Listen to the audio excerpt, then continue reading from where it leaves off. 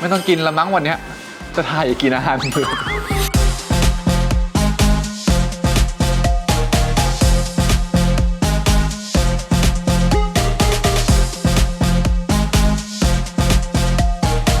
แม่เคยถามว่าโตขึ้นอยากเป็นอะไรอยากเป็นเจ้าของพิพิธภัณฑ์สัตว์น้ำจีบปะเนี่ยจีบปะเนี่ย จีบกันเนี่ยรู้เหรอ แม่ผู้ชายจีบหนู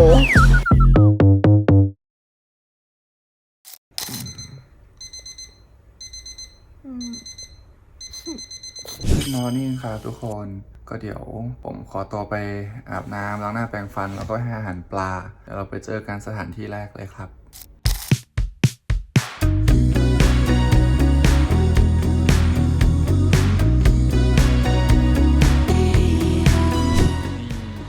ให้อาหารปลาแล้วนะครับผมเอาละ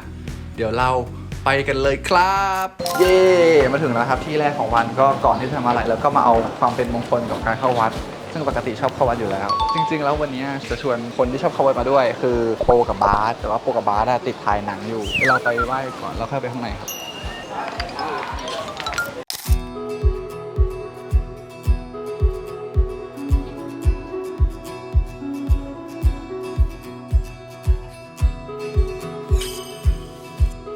ปกติไปวัดบ่อย อย่างวันพระก็จะเข้าวัดตลอดอะไรอย่างเงี้ยก็ซื้อพวงมาลัยไปตลาดดอกไม้ แล้วก็เอาแบบไปบูชาที่หิ้งพระของตัวเองอะไรอย่างเงี้ยครับแล้วก็ถ้ามีโอกาสก็จะเข้าวัดดูเหมือนเป็นคนธรรมะธรรมโมเนาะไม่หรอกคือตอนเด็กๆอยู่กับปู่กับย่าไงอยู่กับแบบผู้หลักผู้ใหญ่เขาก็จะพาเข้าวัดเป็นประจำก็เลยเหมือนติดนิสัยมาตั้งแต่เด็กอะไรอย่างเงี้ยไม่ได้เป็นคนดีเลยหรอก พี่ไม่ค่อยมูไม่ค่อยบนไม่ชอบบนบานสารกล่าวคือถ้าจะไปก็ไหว้พระขอพรเงี้ยมีแบบขอพรขออะไรอย่างเงี้ยแต่จะไม่ค่อยแบบบนว่าต้องได้อะไรจะมาแก้คืนเหอะเพราะเรากลัวลืมแบบพระที่ไหนว่าดีแล้วก็ไปก็ไหว้แต่จะไม่บนเดี๋ยวเราไปที่อื่นกันต่อแล้วกันเนาะเพราะว่าเราเริ่มร้อนแล้ว ไม่ไหวครับ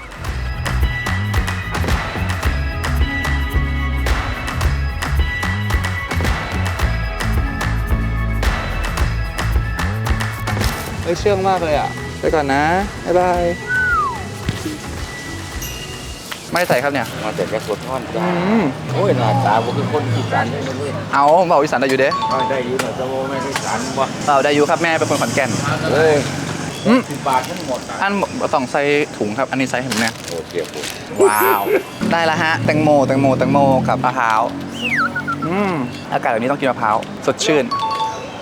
เดี๋ยวเราจะไปตรงนี้ครับเป็นริมน้ำแล้วข้างหลังเป็นพระปรางวัดอรุณซึ่งผมชอบมากไป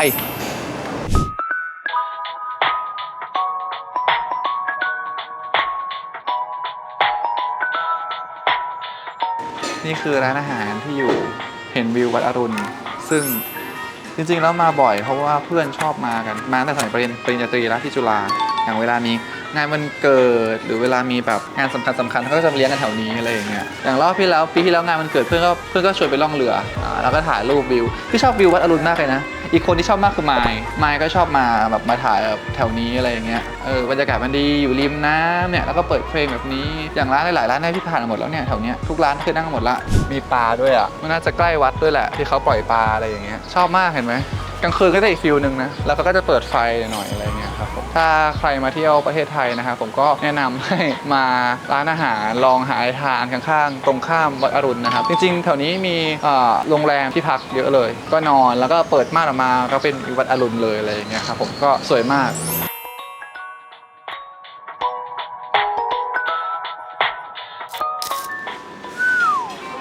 ไม่ต้องกินละมั้งวันเนี้ยจะถ่ายกินอาหารมื้อมีพะแนงเนื้อที่พี่ชอบกินมากๆแล้วก็มีปลาทอดน้ำปลาแล้วก็อีกเมนูหนึ่งที่ชอบมากคือต้มข่าไก่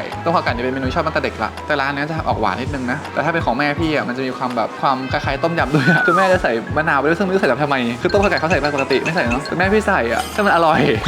โอเคเราเริ่มกินเลยครับเย่ลองชิมกันอย่างแรกคือเมนูโปรดของเราก่อนเลยนะครับไม่กินมะเขือเทศเดี๋ยวจะลองกินมะเขือเทศดูแต่จริงไม่กินไม่เอาดีกว่าให้ลองกินดูก็ได้มะเขือเทศเป็นอะไรที่ไม่ชอบจริงๆอ่ะแต่ว่ามันดีต่อสุขภาพแม่บังคับให้กินกลืนไปเลยไม่กล้าเคี้ยวอร่อยนะไม่แย่ดูดิบ้างเขาเรียกว่าอะไรอ่ะได้กลิ่นกระทะอ่ะกลิ่นแบบกระทะไหม้เคยได้ยินปะร้อนโอเคฮะ แล้วขออร่อยกับมือนี้ก่อนแล้วเราเจอกันที่ต่อไปที่ไหนวะเจอกันตลาดน้อยครับ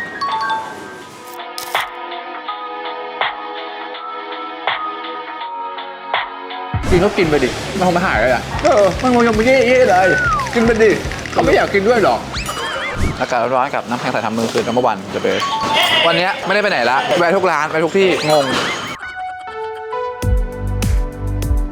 ตอนนี้เราอยู่กันที่ River City River Sitter ถูกแล้ว ไป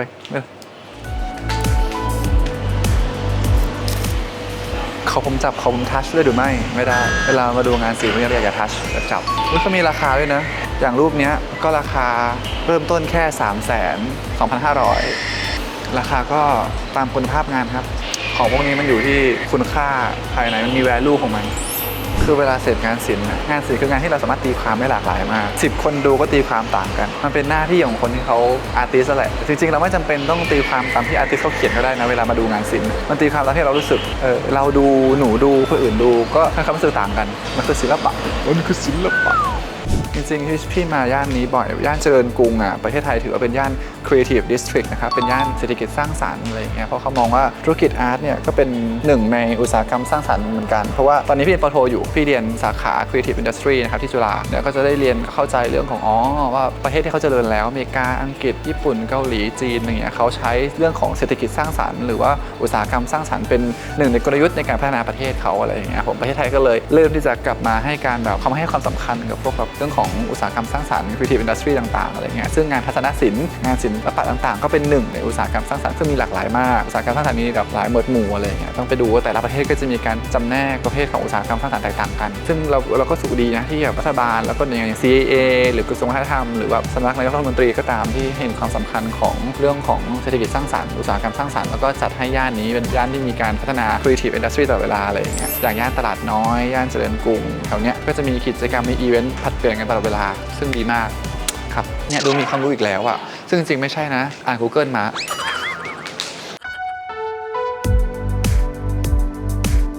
นี่คือไฮไลท์ของงานเขา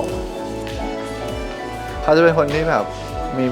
มีมุมมองหรือว่าเนี่ยความคิดอะไรบางอย่างที่น่ารักอย่างเงี้ยเขาชื่อรูปว่า we are good in our own ways ก็คือว่าคนก็หาปลากันได้แต่เรามีวิธีการในการต่างกันในการหาอะไรอย่างเงี้ยซึ่งมันก็แล้วแต่เราจะตีความเป็นยังไงได้บ้างอะไรแต่ว่าพี่ว่างานของเขาตีความได้ไม่ยากแต่ว่าลึกซึ้งจริงๆชอบเป็นพิเศษคือเป็นคนชอบปลาชอบสัตว์น้ำชอบวานชอบโลมาด้วยก็เลยชอบอะไรชนิดรูปนี้ชื่อว่า dream is sweet so I will snooze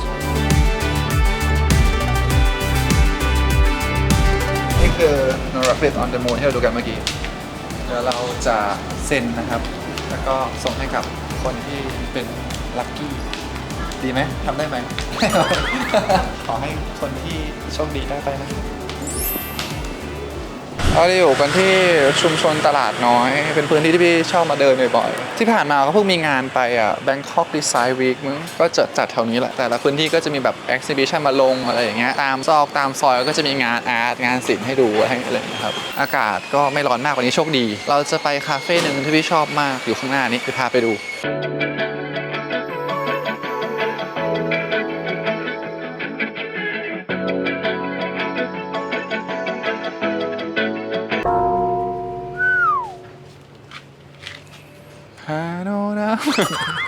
Sorry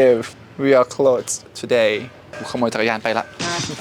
นี่คือคาเฟ่ชื่อบ้านริมน้ำที่พี่ชอบมากเพราะว่าเขาจะมีแบบวงดนตรีสดมาเล่นดนตรีให้เราฟังด้วยแบบเป็นวงดนตรีแจ๊สอะไรอย่างเงี้ยครับผมแบบดนตรีสากลอะไรอย่างเงี้ยซึ่งดีมากบรรยากาศร้านก็ดีมากๆริมน้ำแต่วันนี้ปิดพี่เพิ่งรู้ว่าเขาปิดวันพุธซึ่ง today is Wednesday เย้ก็เพิ่งผ่านไป 2-3 ที่เองเนาะ เราต้องไปหากาแฟก่อนเนาะก่อนที่ต่อไปที่เราจะไปเนี่ยเป็นที่ที่เข้าไปบ่อยมากๆอีกที่หนึ่งเหมือนกันตั้งแต่สมัยเรียนละแบบเวลาแบบเรารู้สึกไม่โอเค anxiety หรือแบบ stress หรือแบบ down อะไรสักอย่างก็จะไปอยู่ตรงนี้นั่งเฉยๆโง่ๆคือแฟนคลับก็จะรู้อยู่แล้วแหละว่าเราคนชอบอะไรอย่างเงี้ยว่าเราก็ค่อนข้างชัดเจนในความชอบของเราอยู่พอสมควรเดาไม่ยากครับที่ต่อไปปกติเป็นคนฟังเพลงได้ทุกแนวแต่ตอนนี้ที่วันที่ติดตอนนี้คือมันจะเป็น playlist ใน Spotify เป็น playlist ที่เป็นเกี่ยวกับ instrumental คือมีแค่เสียงดนตรีเสียงเปียโนเสียงไวโอลิน นเสียงอะไรอย่างเงี้ยแปลกมากช่วงนี้ฟังทุกวันเลยแล้วก็แจ๊สหรืออะไรอย่างเงี้ยครับที่แบบมีแค่เสียงดนตรีอ่ะเราฟังบ่อยมากฟังก่อนนอนแบบฟังเป็นชั่วโมงก่อนนอนอะไรอย่างเงี้ยฟังซ้ำๆช่วงนี้เป็นช่วงที่ฟังเพลงที่ไม่มีเป็นเพลงบรรเลงจะเป็นส่วนใหญ่ไม่ได้มีเสียงร้องอะไรมากอะไรอย่างเงี้ยทำไมเราดูง่วงอ่ะห้ามง่วงสิใช่ไหมหมายถึงคนขับรถ อย่างง่วงสิเราจะเบรกลมตามเราเนี่ยตอนเนี้ยคือพี่เป็นคนที่มีความ extrovert มากกว่า introvert ตรงที่ว่าพี่เป็นคนที่ไม่ชอบอยู่เฉยๆคนเดียวในห้องจะรู้สึกแบบเหงาหรือโดดเดี่ยวรู้สึกแบบก็จะพยายามหากิจกรรมทำไปข้างนอกไปเจอเพื่อนหรืออย่างน้อยๆก็ต้องออกไปข้างนอกที่ได้เจอผู้คนให้รู้สึกว่ากูไม่ได้อยู่คนเดียวบนโลกนี้เลยไปห้างไปสวนสาธารณะไปทำนู่นทำนี่อะไรอย่างเงี้ยครับก็เลยจะเป็นคนที่ค่อนข้างจะมีกิจกรรมเยอะแยะหลากหลายเราชอบไปเรียนการแสดงเรียนร้องเพลงเพราะเรารู้สึกว่าได้เจอคนเจอกลุ่มเพื่อนใหม่ๆอะไรอย่างเงี้ยได้ฝึกสกิลตัวเองด้วยอะไรอย่างเงี้ย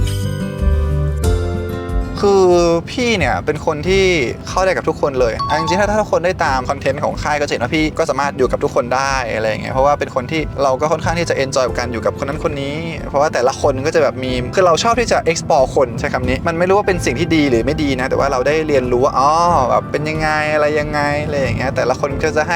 ห้ประสบการณ์เวลาที่เราอยู่ด้วยแตกต่างกันอะไรอย่างเงี้ยแต่ถ้าอย่างที่แบบเจอกันบ่อยๆเนี่ยเป็นแก๊งบอดี้การ์ดน้องบาสน้องน็อตน้องเจ้าทั้งเพิร์ดอะไรเงี้ยนี่คือเรามีกลุ่มไลน์คุยกันซึ่งการมีกลุ่มไลน์แยกเนี่ยไม่ได้แปลว่าเราแยกกลุ่มจากคนอื่นนะคือบังเอิญช่วงที่ออนแอร์ EP 1อ่ะเป็นช่วงที่เรานัดกันไปดูพร้อมกันพอดีแล้วมันมีคนอื่นเขาก็ไม่ว่างกันไงคนนั้นอยู่บ้านคนนี้อยู่ต่างจังหวัดอะไรเงี้ยก็มีแค่พวกเนี้ยอยู่ว่างก็เลยกลายเป็นกลุ่มที่แบบตั้งแต่วันนั้นจนถึงวันนี้ก็คุยกันมาตลอดก็ไปเที่ยวด้วยกันบ่อยอะไรอย่างเงี้ยครับผมแบบไปแฮงเอาท์ด้วยกันบ่อยอะไรอย่างเงี้ยส่วนคนอื่นก็มีบ้างอย่างไม้เนี่ยก็ไปกินข้าวโปก็จะโทรคุยกันบ่อยแล้วก็ชอบส่งคลิปอะไรแบบตลกๆมาให้ดูอะไรอย่างเงี้ยเจฟเงี้ยจริงๆไปด้วยกันหมดเลยอาร์ตเงี้ยปิงพงเนี่ยเจอัดทุกคนเราอยู่ด้วยกันได้หมดเลยไลฟ์สไตล์ของแต่ละคนพูดเลยว่าไลฟ์สไตล์ที่เหมือนเราที่สุดไม่มีเลยเพราะพี่เป็นคนที่ไลฟ์สไตล์ไม่เหมือนใครอันนี้พูดจริงคือเราเป็นคนที่ไลฟ์สไตล์เราไม่ได้เหมือนใครเลยอ่ะแล้วเราก็ไม่รู้สึกว่าเราจำเป็นที่ต้องทำตัวเองให้เหมือนใครด้วยไปเที่ยวเชียงใหม่กับน็อตกับจ๊อบอันนี้วีรกรรมเลยนะคือแบบน็อตจ๊อบเป็นคนที่แบบเวลาแบบได้ที่จะเป็นคนที่ไม่หยุดต้องเอาให้สุดแล้วให้ตายไปเลยแล้วก็โหยเอนจอยมากคืนนั้นคืนเดียวน็อตกับจ๊อบตะเวนไปกันประมาณ 7-8 ร้านได้เอาให้คุ้มแบบมาทีเดียวกะเก็บคุ้มอะไรสุดยอดมากแล้วก็การได้เที่ยวกับน้องๆแบบเดี๋ยวนี้มันก็เป็นการให้เราได้แบบคือมันได้ energy อีกอย่างหนึ่งที่ถ้าเราเที่ยวคนเดียวเราจะไม่ไปหรือเราจะไม่ทำอะไรอย่างเงี้ยก็สนุกดีแต่มันก็จะแบบบ้าพลังของมันอยู่อะไรเงี้ยนี่เราเผาคนอื่นเยอะไปปะเนี่ยเราต้องเริ่มเผาทีละคนเลยเริ่มจากพี่ไมค์กับเราเนี่ยจริงๆแล้วแทบไม่เคยคุยคำหยาบกันเลยนะยกเว้นแต่แบบคำสบทจริงๆใช่ไหมโอ้ยอะไรเงี้ยโหมึงอะไรอย่างเงี้ยก็มีบ้างแต่ปกติจะเรียกคุณเรียกพี่ไมค์มันเรียกผมว่าพี่ต๋องแล้วเราก็เรียกไมค์ว่าพี่ไมค์หรือว่าคุณเพื่ออะไรไม่รู้เหมือนกันไมค์เขาเป็นคนที่มีหลายมุมเหมือนกันแต่สิ่งที่มีคือเขาเป็นคนที่มีรอยยิ้มที่ดีมากๆคือว่าเขามีเสน่ห์ที่รอยยิ้มเนาะไม่ว่าจะมีเรื่องอะไรเขาก็ยิ้มตลอดเวลาแล้วทำให้คนที่อยู่ข้างๆเขามันรู้สึกแบบแฮปปี้กับรอยยิ้มของเขาอะไรอย่างงี้อันนี้เขาไม่เรียกว่าเผาแล้วปะอันนี้เรียกว่าชื่นชมนะอโปก็เป็นเด็ก energy เยอะที่คนรู้นั่นแหละอะไรอย่างเงี้ยแต่ว่าเวลาทำงานก็จริงจังนะจริงจังทีเดียวแหละใครที่แบบเล่นๆกันโดนดุเหมือนกันแล้วก็ไปเที่ยวกับโปมาก็เป็นคนที่ alert กับทุกอย่างแล้วตื่นตาตื่นใจกับทุกสิ่งทุกอย่างรอบตัวไปหมดเลยเหมือนแมวก็เห็นปะเจฟตอนที่ไปเที่ยวด้วยกันก็แบบเจฟไม่น่าเชื่อว่าเขาจะเป็นคน introvert จ๋าๆเลยเขาชอบอะไรที่มันสงบเราพาเขาไป exhibition แล้วเขาชอบมากเขาบอกว่าเนี่ยเขาชอบอะไรแบบนี้มากๆการที่เขาได้ใช้ชีวิตอยู่กับตัวเองได้แบบให้เวลาตัวเองได้ผ่อนคลายได้อยู่เฉยๆนิ่งๆได้แบบอยู่กับตัวเองอะไรเงี้ยแล้วเฮ้ยเจฟเป็นคนอย่างนี้หรออะไรเงี้ยก็เลยแบบตั้งแต่นั้นมาก็ได้โอกาสคุยกันมากขึ้นกับโปกับเจฟอะไรเงี้ยแล้วก็เจอว่าบาโค้ดนี่ก็มีความเป็นเด็กแต่ว่าหลังๆรู้สึกว่าโตขึ้นนะโตขึ้นมากเลยความคิดความอ่านบางอย่างเวลาพูดแบบนี่เราโตขนาดนี้ตั้งแต่เมื่อไหร่เนี่ยหรือว่าเรารู้จักกันไม่ดีพอ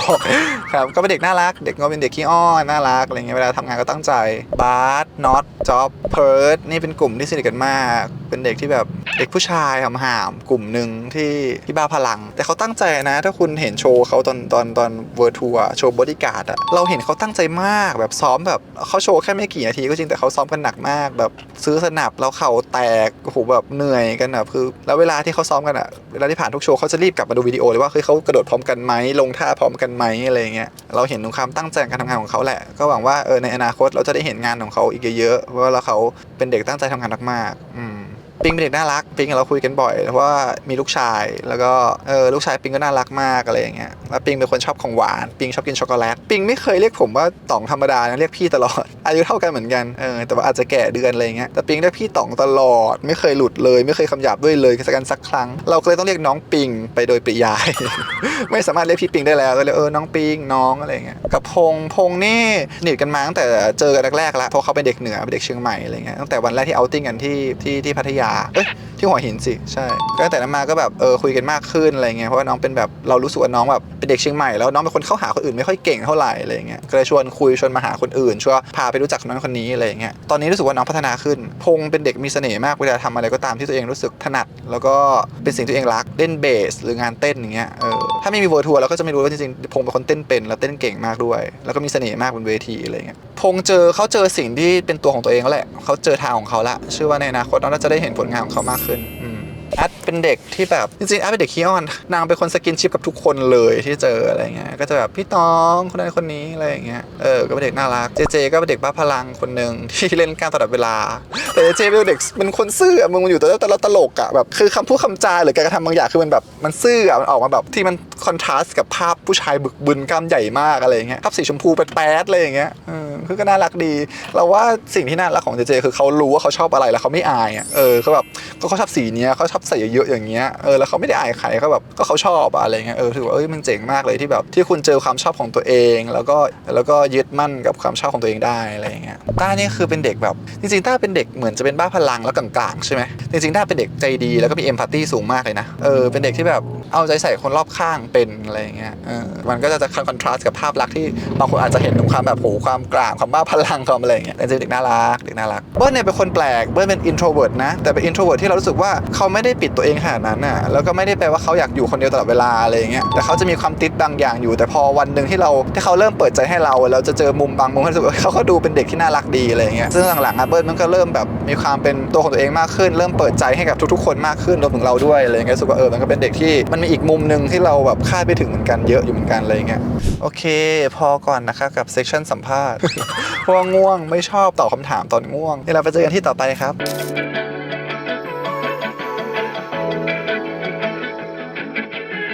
เย่เปลี่ยนเสื้อผ้าแล้วให้เกียรติสถานที่เขาหน่อยถ้าใส่เสื้อกล้ามมาก็จะรู้สึกแบบอะไรอยู่นี่เราที่ทุกคนน่าจะเดาถูกคือซีไลฟ์แบงคอกครับตอนนี้จะไปเอาควาเรียมกันเย่เหมือนที่ได้บอกไปว่ามาบ่อยแบบเวลารู้สึกไม่โอเคก็จะมานั่งตรงที่เขาเป็นโซนให้นั่งดูปลาตรงนั้นแหละแล้วนั่งเฉยๆเป็นชั่วโมงวันนี้ทุกคนชอบเนาะเวลาคนเราชอบอะไรมันก็สามารถอยู่กับสิ่งนั้นได้นานๆเลยคือพี่เป็นคนชอบสัตว์น้ำอยู่แล้วชอบทะเลชอบมหาสมุทรชอบสัตว์น้ำอะไรเงี้ยชอบปลาที่ห้องพี่เลี้ยงปลาไว้5ตู้เมื่อเช้าคือต้องตื่นมาให้อาหารเช้าก่อนให้อาหารปลาทุกตู้ก่อนอะไรเงี้ยก่อนจะออกจากบ้านก็เป็นความชอบส่วนตัวพี่รู้สึกมันแบบมันมีความสุขมันมีสีสันมันเย็นสบายบอกไม่ถูกอ่ะอธิบายไม่ได้เหมือนกันว่าทำไมเราชอบเราแค่รู้สึกว่าเราชอบไปแล้วชอบตั้งแต่เด็กเลยอ่ะตอนเด็กเ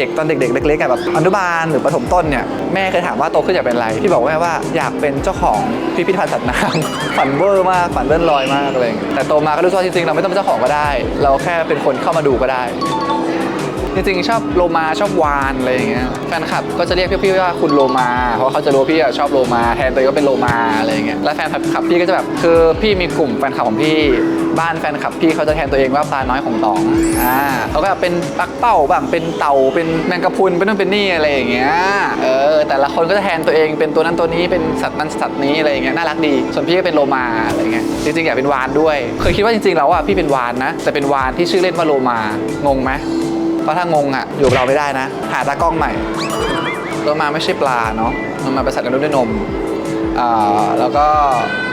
เป็นสัตว์ฉลาดรักเพื่อนฝูงแล้วก็ฟรีดอมอิสระมากๆเลยการกระทำความคิดอะไรอย่างเงี้ยซึ่งสัตว์ทุกตัวบนโลกเนี่ยมันมีทั้งมุมด้านมืดด้านบวกด้านสว่างเราไม่ได้สนใจตรงนั้นเราสุดที่ว่าเราชอบความน่ารักของเขาชอบความไลฟ์ลี่ความฉลาดของเขาอะไรอย่างเงี้ยความรักครอบครัวอะไรอย่างเงี้ยเราชอบวานที่แบบเป็นวานที่แบบเป็นสัตว์ที่แบบสงบดูเป็นผู้ใหญ่ใจดีอบอุ่นอะไรอย่างเงี้ย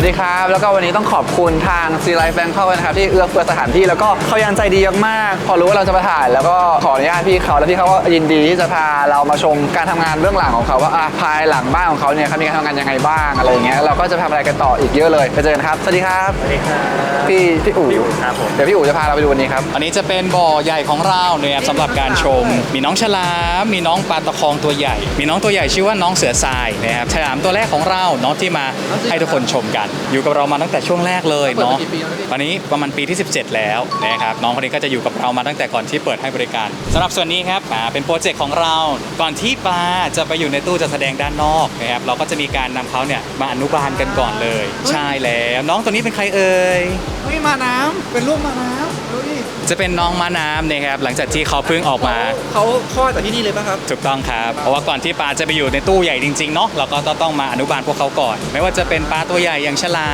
มปลากระเบนนะครับรวมถึงน้องตัวเล็กแบบเมื่อกี้นี้ถูกต้องครับ ก็เหมือนเราเลี้ยงปลาสวยงามในตู้เนาะเราก็ต้องปรับสภาพน้ำก่อน ใช่ครับผม ปภาพตัวเขาก่อนเลย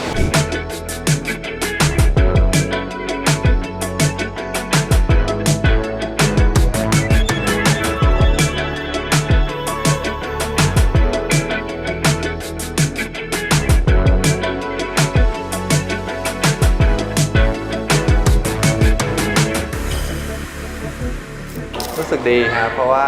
เป็นการรีเฟรชตัวเองอย่างที่บอกไปเวลาเราได้เจอเดี๋ยวยื่นกับสิ่งที่เราชอบหรือที่เราชอบมันก็รู้สึกเหมือนเราได้รีเฟรชตัวเองอะไรอย่างเงี้ยเหมือนที่พี่ชอบไปทะเลอ่ะไปนั่งอยู่เฉยๆริมทะเลแต่การมาที่นี่ก็มานั่งเฉยๆมาดูเฉยๆเราก็แฮปปี้ละเหมือนกันแบบ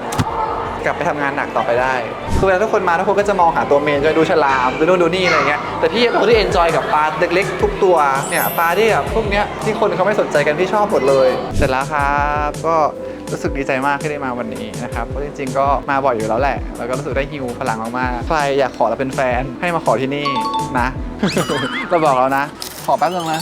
เราต้องไปที่ต่อไปแต่ขอเติมพลังก่อนอันนี้มากินกับเพื่อนบ่อยมากมันเป็นแบบเหมือนจะเฉยๆไม่มีอะไรแต่อร่อยงงเหมือนกันเราชอบอีเม็ดเล็กๆเนี่ยเม็ดเหมือนไข่ปลานี่มากเลยนะอร่อยมากนะครับจะเจอกันที่ต่อไปอ้าวเข้าแล้วตอนนี้เราอยู่ที่สตูดิโอหนึ่งนะครับที่ผมสนใจมากๆคือการทำเทอราปีเพราะรู้สึกว่าเราทำงานหนักแล้วเรารู้สึกว่าเราเครียดเรามีภาวะที่แบบบางทีเราดาวอะไรเงี้ยผมก็เจอว่ามันมีซาวด์บาร์เทอราปีขึ้นมาโดยการใช้เสียงบำบัดลดความเครียดความ anxiety ความ depress บางอย่างลงอะไรเงี้ย so Hi, my name's Jen. yeah Jen teacher Jen, yeah. Teacher Jen, crew Jen. yeah crew Jen yeah crew Jen so what are you going to do today Yeah, so we're going to do a sound bath session. It's called a sound bath because you're going to be sort of immersed in sound. So you're not going to get wet. It's not a bath in a typical sense, but it's essentially a deep relaxation. So it's also said to be almost like a sound massage. Right. Your whole body, all the cells in the body are going to receive the benefits of the vibrations of the instruments. Yeah, it's It's very a relaxation relaxing. class Absolutely. for relaxation of our body and our mind. Yeah, right? exactly. Body, mind, and heart. Wow, interesting. You're gonna feel great. You're gonna float out the door. Yeah. Deliver. Okay, let's start it. All right. Okay. Let's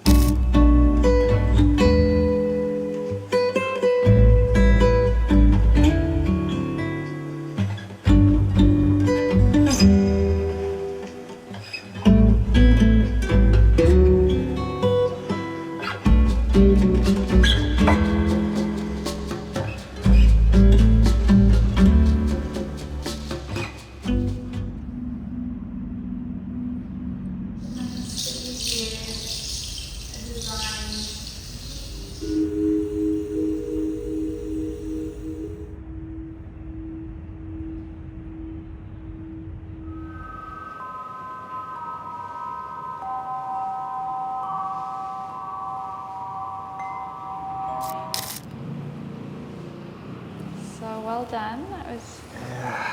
really my pleasure. Wow. It's very nice for relaxation. Thank you very much. Thank you so much Thank too. you. My pleasure.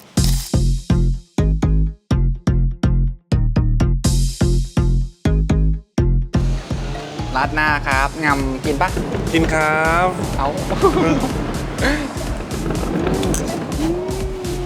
เฮ้ยขนาดกินยังสวยขนาดนี้เลยอ่ะ เดี๋ยวจีบปะเนี่ยจีบปะเนี่ย จีบกันเนี่ยรู้เหรอ เกินไปไหมเอาไลน์ไปเลยไหม เดี๋ยวโทรไปคืนนี้อะไรมา แม่ผู้ชายจีบหนูกินข้าวเถอะกินข้าวดีกว่านะกินข้าวดีกว่า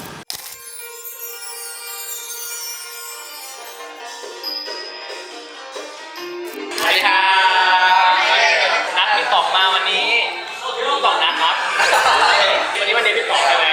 คือจริงๆชวนมาหลายคนติดงานกันติดภารกิจกันอะไรอย่างเงี้ย คนนั้นเนี่ยว่างมากไปทุกทริปไปทุกคนเลย ใครชวนเป็นคนใจง่ายนะไม่ว่าใครชวนไปออกไปหมดเลยครับผมขอแค่ชวนนะ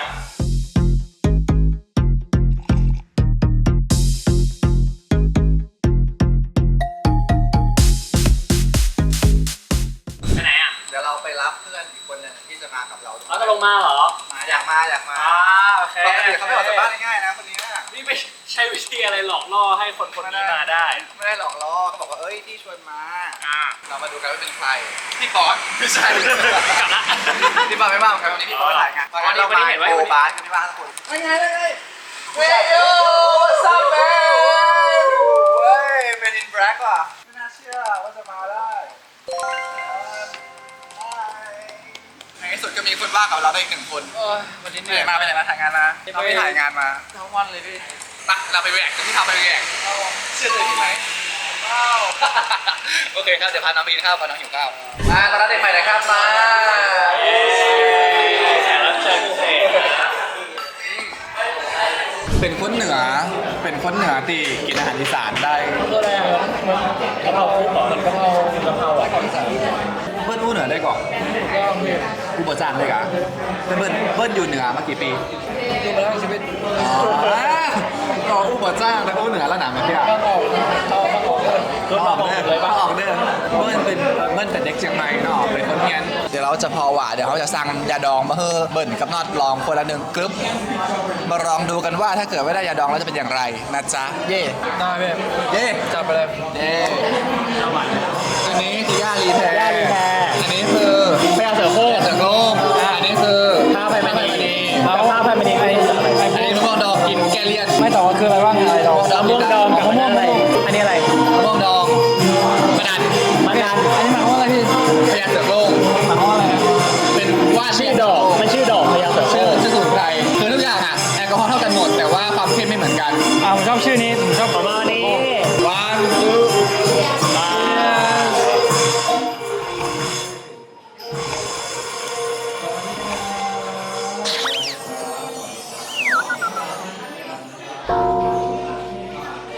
มันร้อนแบบกระจายแบบ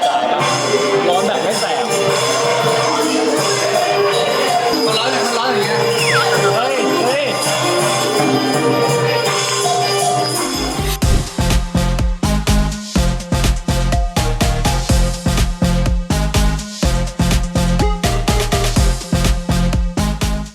เนี่ยอันนี้คือไบเบิลเวอร์ชันนี้ที่เราอยากเห็นมานานแต่จริงเราเห็นบ่อยแล้ว พี่ต่องเริ่มพูดจาไม่รู้เรื่องแล้วอ่ะชอบตรงนี้มันอ่ะมันมีดั้งด้วยนะ ไม่สอนเอ้าโอเคก็แล้วนี่ก็เป็นวัวเดย์ของต่องนะครับ เอาอะไรวะ ก็ฝากทุกคนติดตามนะครับวันเดย์พี่ต่องนะครับว่าไปที่ไหนมาบ้างว่าเราไม่รู้แต่ว่าตอนนี้อยู่ที่นี่พี่ต่องก็คงไม่ไหวแล้ว ผมกับแมวอยู่ตอนนี้ครับ ก็เอาเป็นว่าเราสองคนช่วยกันปิดคลิปนี้นะ โอเคครับอย่าลืมติดตามช่องทาง Beyond Cloud ใน ครับ ทุกแพลตฟอร์มนะครับผมโซเชียลมีเดียทุกแพลตฟอร์มแล้วก็อย่าลืมกดไลค์กด subscribe พวกผมแล้วก็อย่าลืมมาคอมเมนต์ว่า ครับผมพี่ต่องครับผม อันนี้ช่องคุณครับ อันนี้ช่องคุณ ข ค อ รั บบ คุณครับเย้ บ๊ายบาย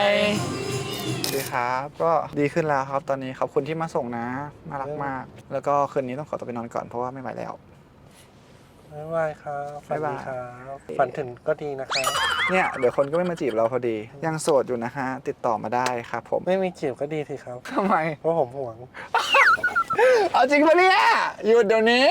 นะฮะดีเอ็มมานะ รออยู่เย้